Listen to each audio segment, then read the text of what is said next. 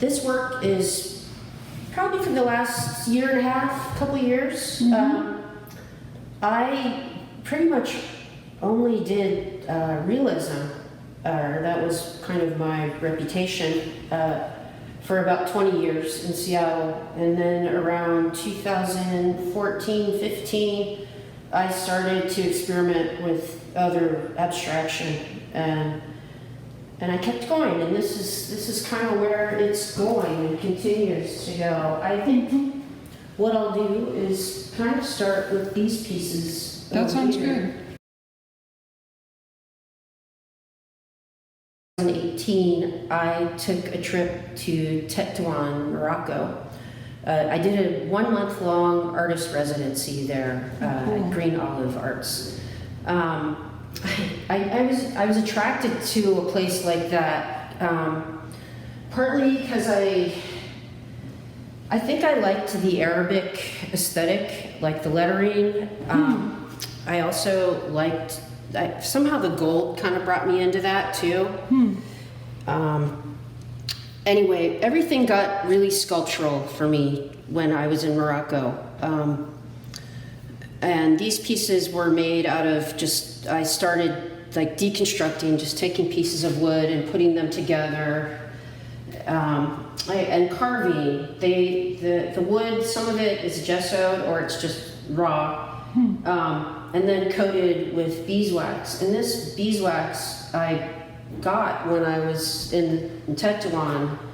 And it's this beautiful, really like rich gold color. Oh, it's golder. Really kind of raw.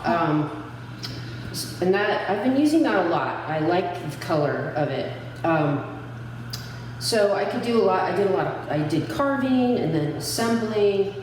And then I had my oil paint. I didn't have a lot of oil paint because it's kind of hard to travel with that sort of thing. And it's hard to get mineral spirits there. So I didn't do as much painting, which I ended up doing sculpture. I think that's where I really got going with the sculpture.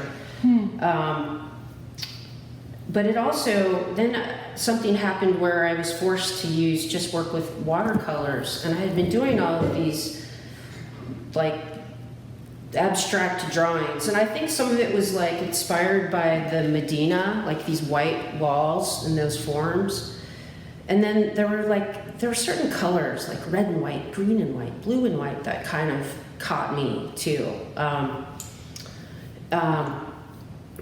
So the watercolor paintings, I ended up using like just 2 colors, and I started realizing that these little drawings that were pretty flat, I thought, well, I can take these into this other realm when I get home as oil paintings and have form in them, which is kind of where these paintings evolved from that experience.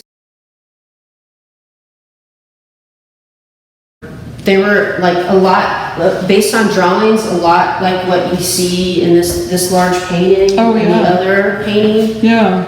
But there was no form in the drawings. And I was just using watercolor and doing like 2 colors. And they were really didn't look like anything I'd ever done. But the great thing was I realized that I could translate these to oil paintings and I could like give them form, like just have a whole different life happen with them. And they work that when you're working on them, that happens because you might have kind of a sketch put out, but as soon as you start to try to do the back and forth with making form, or it just kind of morphs, it just keeps changing and changing, and so they take a while, you know. So you did start, the sketches were done in Morocco, but then of course the painting ends up being done once you're back home, or developed, kind of. Yeah, in that case, for sure. Yeah. This one came later, so I'm going to move into the second residency. I started this in 2019 and finished it at a residency in Oregon, Summer Lake, Playa Artist Residency. It was 1 month. And it really, like, it really took shape as far as color there, and like what I was seeing every day in that beautiful landscape. It had already had some pinks and reds going, but the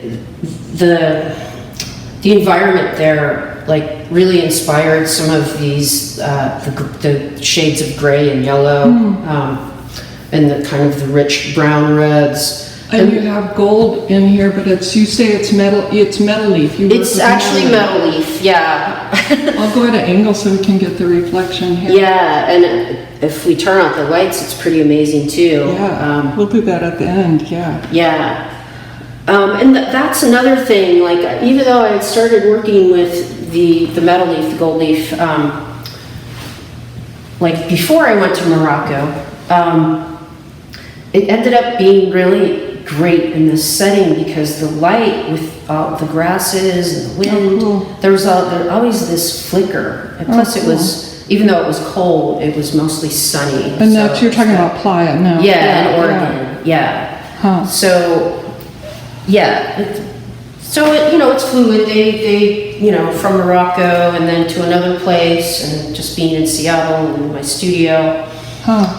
Can we go over to and look at Divine Mind, which is the title piece from the show, and that you referred to that as also coming out of that. A bit out of that Morocco experience of like the white Medina and the walls, like the architecture thing. Again, it started out so much different, and when you start making forms, it just starts morphing and like it grows. And I felt like it kind of a bit like bones, a bit organic, a bit mechanical, kind of a lot of things. A bit urban sometimes to me. Yeah. But the Divine Mind, I kind of was thinking of an old friend of mine, but I think that when I titled it, I was thinking about nature and interconnectedness. Let me say that again. I was thinking about nature and like connecting with it, and it like the cycle of life and death, and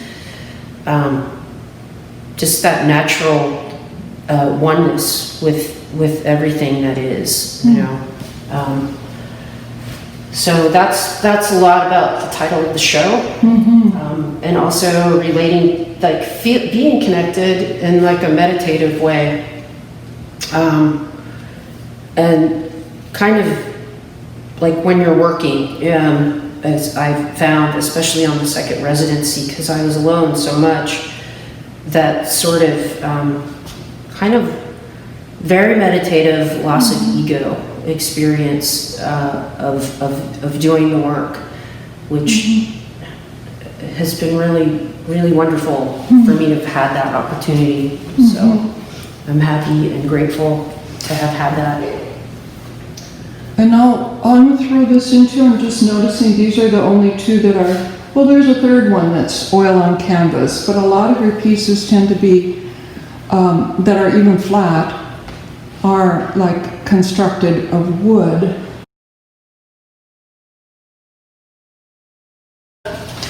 They're kind of, I guess I'd call them little constructions. They're, when I did small paintings, I used to do tiny landscape paintings. They were usually on masonite or hardboard.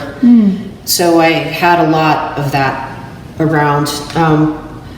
And then I started, I would take these panels and gesso them and then coat them with wax. And then I could carve into them, paint on top of them, put the gold leaf on them. But this piece, and especially the other pieces that I'm going to get to in a minute, these are pretty random. I cut up pieces of panels, cut up panels that were gessoed, and then I did sumi ink painting on them, and And that's before you do the wax, any wax? Or Yeah, so underneath is sumi on gessoed board, and then it gets coated with wax. And sometimes they get cut up again later, depending on what's happening. Yeah, and it is like puzzles, and it's just a lot of like playing around and kind of created like a pretty unpredictable and optional situation with materials. You know, I can carve in it, then I can paint over it, I can gold leaf it, I can turn it this way. Yeah. Like wanting to have all that going on. And lots of hands-on. Yeah. You're handling it much more than the big oil paintings. Yeah. And really do you have fun. any idea where the sumi inspiration came, when that was added? And what brought you to start Just using playing with sumi? materials. I bought some and I had some brushes. I think, I'm gonna say also I did quite a bit of ceramic work when at Seward Park, which kind of Seward Park Clay Studio, Right, which really kind of pushed me, I think, towards sculpture and abstraction quite a bit. So I think the brushes I had brushes from experimenting with painting on ceramic pieces. And also the carving with a needle tool was something I did a lot of on the cups I made. And I think the wax, it's really easy. I can like do these little designs. And so I carve into them with the needle tool, and then I saturate them with oil paint and wipe it off. Wow, And I love your juxtaposition of like the thick oil scumbling, I guess is that word they use sometimes, and then the washes. Yeah, so it's a lot of different techniques, I guess, put together.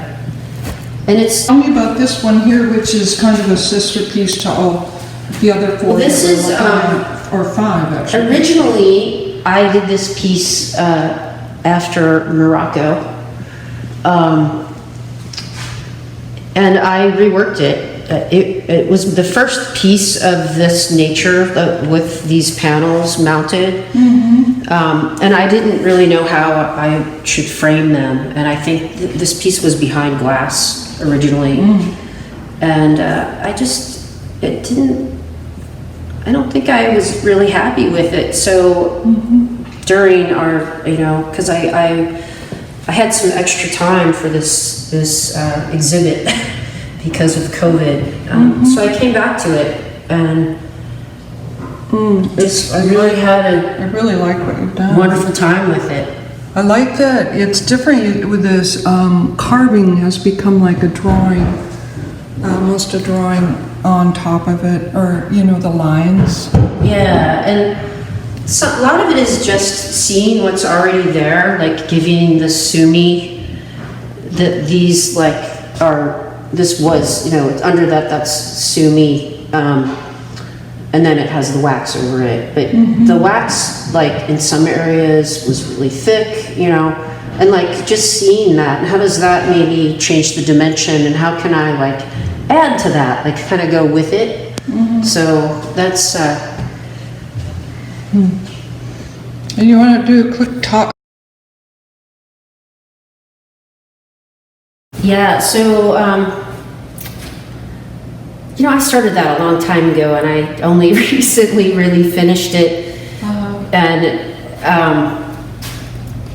I was, when I titled it, I was thinking of the water, but I was also thinking about, I like the idea of a sacred spa, because, and I feel like a lot of this work for me has been about healing, and the gold, that's partly what the gold is about for me. The healing, Yeah, and there's something sacred to it.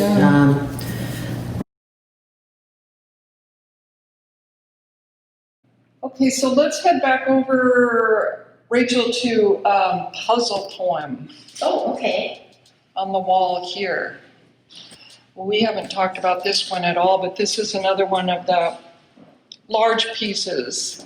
Yeah, and this kind of an experiment with materials. It's painted on half-inch gator board, which is like, it's a pretty hard board that I gessoed. And I started this by just doing kind of a sepia painting. The whole thing was Sepia? These colors. Oh, okay. And then I worked from there, and I started to, I had a lot of white paint. And so I wanted to try this, you know, really beefing it up with these like furry, Big, thick strokes. yeah, and like I like to use a palette knife on the smaller yeah. pieces sometimes. And that's all oil. Yeah, it's all oil. And it's got a combination of a really like thick, heavy touch and this really like light, just wash with kind of runny. Yeah, the drips. Yeah, and it's loose. And I think you were asking me this.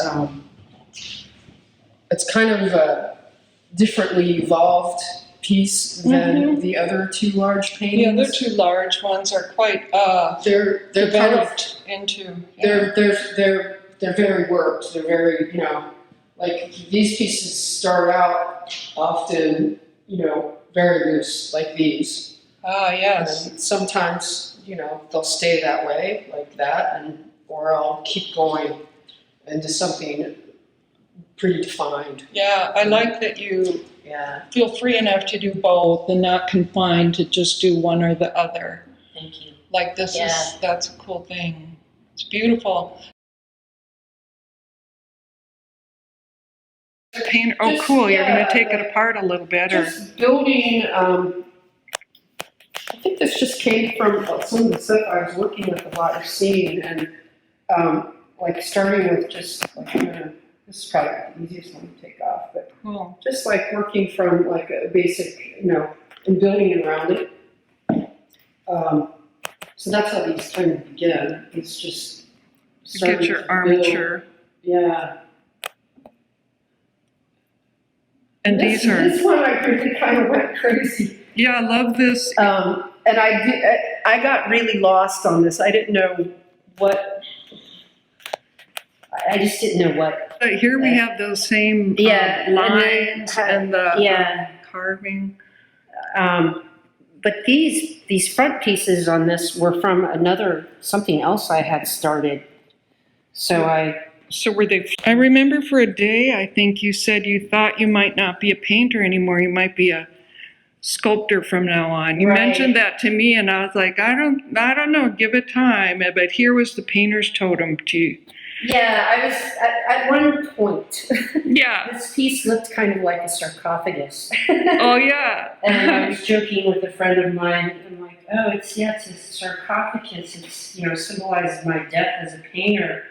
And she said, no, it's like your transit. Like your fluidity as an artist. And I thought, well, yeah, that's right. Yeah. So. Well, let's look over here at Beacon too. Is Beacon light, or what's this one called again? This is called Beaconite. Beaconite. It's one of the early ones. Is that right? Yeah, this is my second piece. The first one I sold. But I live on Beacon Hill in Seattle. Oh, that's right. And I always think of the person that lives on Beacon Hill as being called Beaconite. So I call it Beaconite. Plus it has sort of a beacon-looking quality with the selenite. The selenite, yeah. And I kind of got into crystals a bit. I'm not like a crystal expert by any means, although I have some friends that have been really helpful to me with it. This is a pretty overall good feeling. Yeah. Crystal. Those pieces, I love the way they're stacked, your discs and your, even your little chunks underneath, the way you do a kind of a stacking with them. Thank you. Yeah, and And- these, I know these are kind of like little tree mushrooms. Yeah, and it sometimes has I know this is, I don't want to throw it into a category, but I saw that Picasso exhibit at the museum at MoMA about 2 or 3 years ago that was only sculpture. And every single enormous room was filled with just one material. And the wood pieces were astounding like this. They had a real presence. And this does sometimes feel a little cubistic or a little deco too.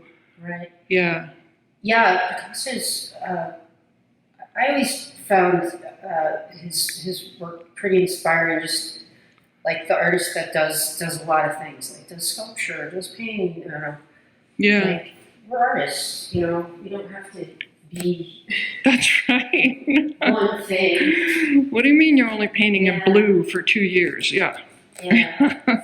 Some of these do, like this, some are like perched birds to me. Like Mhm. they're the way, like this is, it's almost like the way a bird would, you know, Mhm. tail feathers.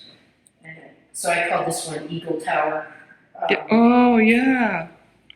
And just using like pieces of wood I find, like people give me, like I love this old like veneer combined with like one of my favorite finds was a piece of driftwood plywood.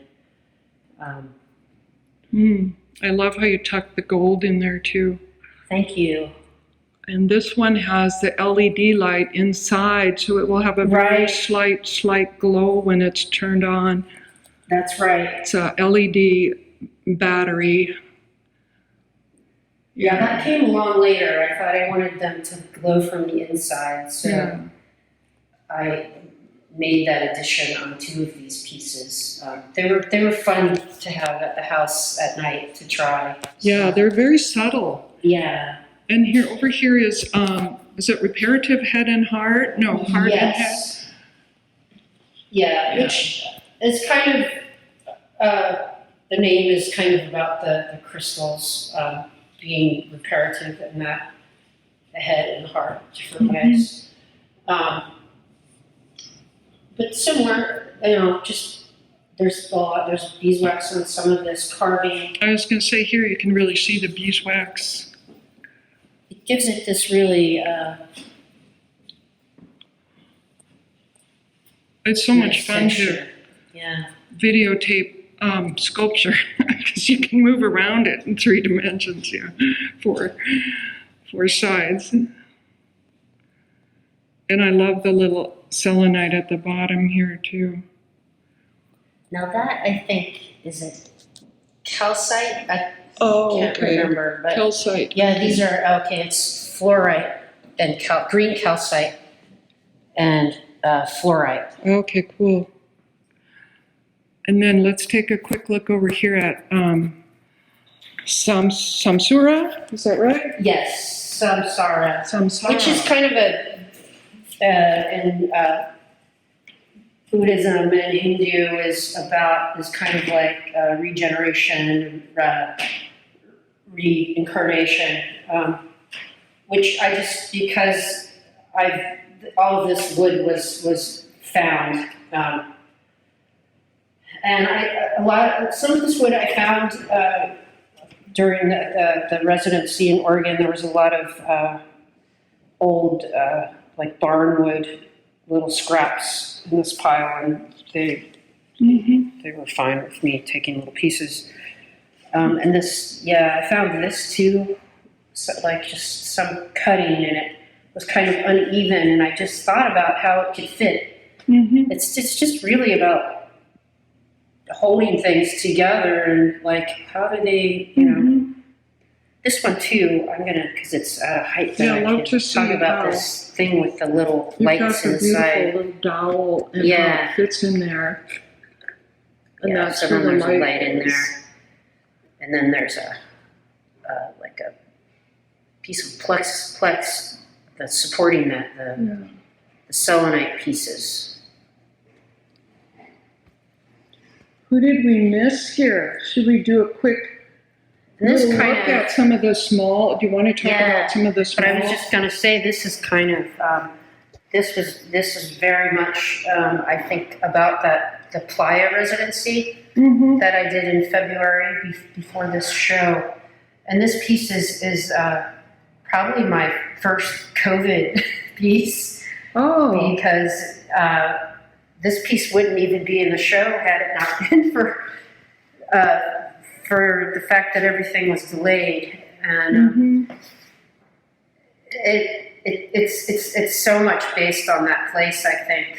For me, it has the gold with this old wood, and it has that flicker of these grays, but then Yeah. the light changing. Yeah. So, yeah.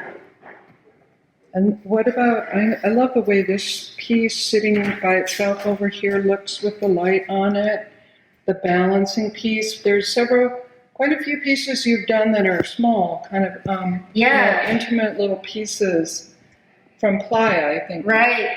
This is, just happened there. I would go for walks every morning, Oh, how they fit together. And this had this weird corner. Like shelf. It just worked. It just Yeah. attached. I had to like make a little divot in here where it sinks in, but it's precarious for sure. That's why we Yeah. have it over there where nobody can So, bump into it. I mean, it's funny. I had it on a table at home and jumped up and down, and it never fell. But if you move it, yeah. I'm going to give a quick overview Yeah. of some of these pieces, and then I'll maybe have you just finish up with a couple of these. The ones that kind of, I don't know, whatever you're drawn to, these are still more little beautiful sculptures that you put together. Sometimes at Playa, but I think a couple of them, like the Yeah, that little piece in the corner that you've placed so Yeah. perfectly in the light, because that's that I made at Playa. And that's oscillation? Yeah, which is I think it's inosculation. Inosculation. Is when a tree grows out of a tree. Yeah. So